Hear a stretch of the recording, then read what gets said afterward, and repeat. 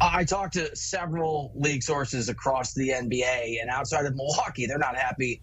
People are watching this start for the Bucks and really their brutal schedule of the next 10 days with a lot of glee. There's a rising sense of confidence that if things go badly in Milwaukee, that Giannis could be available for trade, would really force his way out of Milwaukee in the next year. In fact, one Western Conference executive who thinks they could be on the mix and Giannis thinks he could be available even before the trade deadline.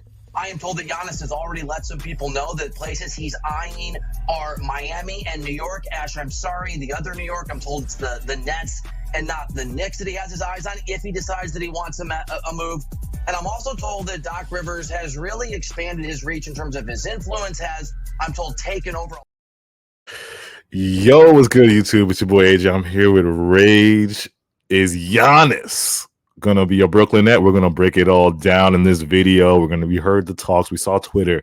It's getting live, so we're about to break it all down. But first, make sure you guys hit that like button, subscribe, follow us on Twitter. All our Twitters are scrolling at the bottom, and netskingdom.net for all your latest articles. So we got the report. Let me read this report from CBS Sports. Basically says Giannis, if he was traded, would likely occur in the off season, but this timeline makes the possibility of a Nets Giannis trade more intriguing. It will be interesting to see if the Nets will pursue Giannis, a superstar player with a hefty contract, or continue rebuilding around their current roster. And then they dive into some more Giannis trades. So let's get into it, man. First off, bro, why are the Bucks imploding? Like, we've seen, I guess the Bucks fans are, of course, going to click on this, but we've seen, the Bucks start off with, like, what are they 1-4 right now? Why would you think, like, it's all going to hell this season if it does by the trade deadline? Well, they've already, they've been mixing up with their head coaches quite a bit, but with this pretty bad start that they had this year, it's not looking too good. They have Damian Lillard, who's old, that they won't really, be able to get off of if they were ever move off of, like, if they were ever move off of Giannis, but Mhm. Chris Middleton as well, who they have to worry about injuries as well. Yeah. And so Giannis, like he said, could end up forcing his way out and ultimately just be kind of out of it with the way just things are going. We know, you know, with everything that they've had to go through with that, Doc Rivers and everything, it's not looking too good. Yeah. It's not looking too good. And if Giannis was, finally get his way out, Mhm. we definitely were able to make some sense. And just them already kind of starting off bad and their schedule, with what could be had, doesn't look necessarily too good for them. They're kind of locked in with who they have right now, and there's nothing they can really do to improve their roster Yeah. at all with their type of salary that they got. Yeah, it looks like right now their total salary is 193 million, so they're over the luxury tax. They might be in a repeater tax, but I'm looking at the apron. Yeah, it's not looking good. You see on the screen, the finances is not looking good right now for the Bucks. But yeah, with Giannis, bro, and I think Nets fans have a little PTSD because it's like, why make the star move? You know what I'm saying? The star move has haunted us for years and years. We've seen the Nets really never go the build through the draft route or do it the right way route. And now that the CBA is kind of forcing teams to build through the draft, because you get all hit with all these penalties if you're above the cap, you got the second apron, the first apron. So it's really like teams are avoiding. You've seen this is why we can't get rid of CJ, because teams are avoiding this cap. They're avoiding the aprons because they don't want to get hit with the aprons, and it's just do or die, So I think with Giannis, it's like this team is kind of getting old. Like, you look at the roster, you got Damian Lillard, Chris Middleton. These guys are like on their way out of the league. Brooke is on a $23 million. What is he on, a 1 year? He's like one step away from retirement. Like, the only young pieces I see on this team, I guess, would be Marjan Beauchamp, which, one of those G League guys that they picked up. Andre Jackson, like, these guys are not really worth anything with a young core. So the Bucks are very, very close to like just in rebuild mode. They got to win or they're in full rebuild, because I don't know, Giannis seems like he doesn't want to put, those steps into another rebuild. He would just kind of leave the team or try to force his way out. Now we get into Giannis, right? Let me ask you this, bro. If Giannis was to, all right, let's say Giannis does force a trade, right? What do you see the Nets giving up for Giannis? like what would you include in that package for Giannis?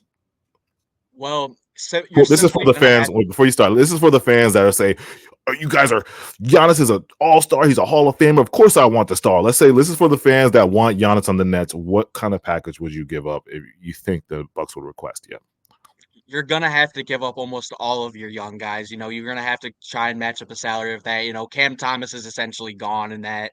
yeah, Zaire Williams is probably gone in that. There, maybe even like I don't know about Schroeder, but there's gonna be a lot of people that are just gone. yeah, There's gonna be a lot of your young players are gonna be out of there. And then the picks. You're gonna have a lot. You're gonna have, they're gonna try and get some picks out of that. I mean, it's Giannis yeah. for sake, He's an but MVP, champion, Hall of Famer. All those accolades. He's gonna be a Hall of Famer. Like he's still 29, which is still not too old. It's like you're mid. It's not too old, not too young. You're just kind of in the middle of your prime. So it's not, he still has time left. It's not like when we got KD, was KD 30? No, KD was like 34, I think, when we got him, 33, something like that. But yeah, he's still in the mid tier of his prime. So those that's why I said the 4 first round picks is a given. It's gonna be 4 first round picks. Now, in my opinion, if we were to do this at the deadline, let's just say, it happens. Let's say Giannis says, okay, I want to leave. I'm requesting a trade either to Miami or Brooklyn, right? I think it will be 4 first rounds, easily 4 first rounds for Giannis. And then those young pieces have to be really good. Like it would have to be maybe Clax, CT, Clowney, Zaire, just to add Zaire in the mix for like a sweetener. So those are probably the 4 best. I don't think the Bucks are not going to want vets or Dorian Finney or CJ. They might take CJ, but I don't think they will take any, older vets, like a Dennis Schroeder, all these guys we have. I think they would want our young pieces because they're blowing it. They're trading Giannis. It's full rebuild. Am I wrong? Isn't it full rebuild if you're trading Giannis? no, you would have to. Yeah, you're gonna want all of the young guys that you can get in terms of Yeah. a rebuild like that. Because that's all you're gonna really have. I mean, Yeah. and like we talked about, when you're giving up a guy of Giannis's type of caliber, and especially what he was, for Milwaukee, brought them a championship, you're gonna Yeah. want as much as you can back, simply, and that's just the type of league it is, and especially with any star, that's just what you're gonna want to get. So it's gonna be, we're gonna have to get rid of a lot of our top tier picks along with all of our young guys. So it's a bunch of our young guys. So it's like, what's the how much of a point really is it in terms of us when we're really locked in to a Yeah. type of guy like that? And we already know with like the CBA, we're gonna have some money to spend on like some other players, but that's all you're really gonna have. It's gonna be another type of Buck situation. You're Yeah. locked into your stars. You have some other guys that you get on little contracts, and that's Yeah. it. You Yeah. have some vets that you get on like some 1 year contracts. You're able to get Brook for that 1 year, but look how stunted they are in terms of their overall money that they have, and they can't really make any more moves. So also going back on that point earlier too, that it's like when you're spending that much money, you can't really do anything outside of that, Yeah. and that's the type of That's situation that really locks us into when you trade for a guy like that. Yeah, because the good thing is, like, all right, if for the fans that want Giannis, okay, you're gonna be missing. First of all, Giannis is gonna be a net. Let's say Giannis is a net. You're gonna be missing those key young guys. You're gonna be gutting some of the team. You're gonna have some draft capital left because, of course, we have so much picks. We're gonna have some You got the draft next capital picks. left, and we're gonna have a ton of cap space. So even if Giannis is on the team, like that 50 mil probably won't hit as hard because we're gonna have so much cap space by giving up all our guys or like all these guys. So we're still going to have money left to sign other all-stars. Now, this is where I want to get into it because in my head, I'm like, when I first heard this news, my true opinion was like, I think this was more of a leverage kind of thing. It's more of his agents leaking to the news platforms, like, because Giannis is obviously upset. They're losing and things are not going right. You have Doc Rivers as a coach. Like, come on, Doc Rivers. Things are happening in the Milwaukee. So it's like, I think his agents leak this to this guy or whoever this guy is on CBS Sports. No shade. They leak this and to make it known to the Bucks, like, oh, if you guys don't do something, Giannis is going to request a trade or Giannis is out the door. I feel like it's a more leverage kind of play. So, and the Nets are, us, we have the most cap space next year. We're basically the only team that has the most cap space in the NBA. So it's going to be us. We're just going to be falling to that plate. I know Miami's a great destination too. Miami's a smart destination because, you know, you got Spo, you got Pat Riley. They have a great young core. That makes more sense to me where Giannis could go because it just makes it makes more sense. Now I'm thinking in my head, why would Giannis want to be a net? Like, why would he come here? Like, you're going to come to a team that's barren, no young guys. I mean, what do you let me ask you that, bro? Why would he be a net? Like, I guess outside of the draw of New York City, why would he be a net? Like, you know what I'm saying? Like, it's just New York City. I guess what else is there for Giannis to be here and, you know, flourish? That's what I'm trying to figure out. He wants to win the chip, right? You know, and for KD, it was Kyrie. Interesting. Yeah, for KD, it was Kyrie, but for Giannis, it's like, what is it? It's in terms of like maybe we also see like with Jordy, who knows, like we've seen better stuff out of Jordy than like maybe out of what Doc Rivers is given, but because of ultimately we see how Jordy's unlocking other players, but that's ultimate problem with Giannis is unlocking everybody else around him, but and that's just the type of team it's going to be. You're going to have to change that type of play style, but ultimately the thing is that outside of that Brooklyn type of aura, it's nothing really like it really kind of it's interesting, but with all of that money that you're able to probably have, like that could kind of sway and be like, oh yeah, I can get we can have some other guys that we can bring up aboard, some new stars around in Brooklyn, and that type of aspect. But outside of that, it's really just kind of that. Yeah, because the Nets would be back in the same place we were before. We would be hoping and praying other stars become available. Maybe the Jimmy Butler, I guess you could say Jimmy Butler next year, and there's a few guys. You'll be hoping and praying that some guys will be willing to play with Giannis. And that's when I was talking to you before about this. Even for the Nets fans that want Giannis on the Brooklyn Nets, you got to think it through, like the after effects, right? You're going to have a gutted team with Giannis.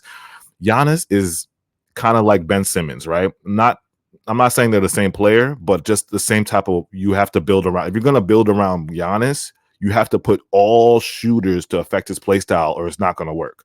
You can't have two non-floor spacers on the floor with Giannis. You know what I'm saying? You got to make sure all the guys on Giannis is shooters. Even your center has to be able to shoot because we've seen how effective Brook Lopez is on the Bucks, right? So you're going to have to change the outlook of your roster. You can't go like certain guys on the team. That's one. Shooters on there. Yeah, that's one. And then the second thing, right? You're gonna want, if we're gonna win a chip with Brooklyn and Giannis, you're gonna want you can't do it alone. Obviously, he's gonna want other stars. So it's like I think about Giannis is in the league, and I can't think of any players that say, "Yo, Giannis is my guy." Like I haven't heard any superstar in the league say, "Yo, Giannis is my guy." Yo, I love Giannis. Like they respect him and they admire him as like a player, but Giannis is one of those guys who just like doesn't have any friends in the league. Like he's just solo dolo. I'm hanging out with my brothers and that's it. And I'm winning by myself. That's kind of how Giannis is. He's kind of like, isolated himself as one of those guys that's like, I can't see Giannis making a phone call to like, yo, Ja, you want to come, or yo, Luka, anybody? I can't see Giannis doing that because it's like he doesn't even work out with anybody in the office. You know how you see KD and these guys work out with each other? Giannis doesn't even do that. You don't even call people to work out in the summer, bro. It's like, so how are we going to get stars over here if Giannis is not going to really recruit? You're going to have to rely on Sean, and you know how Sean is.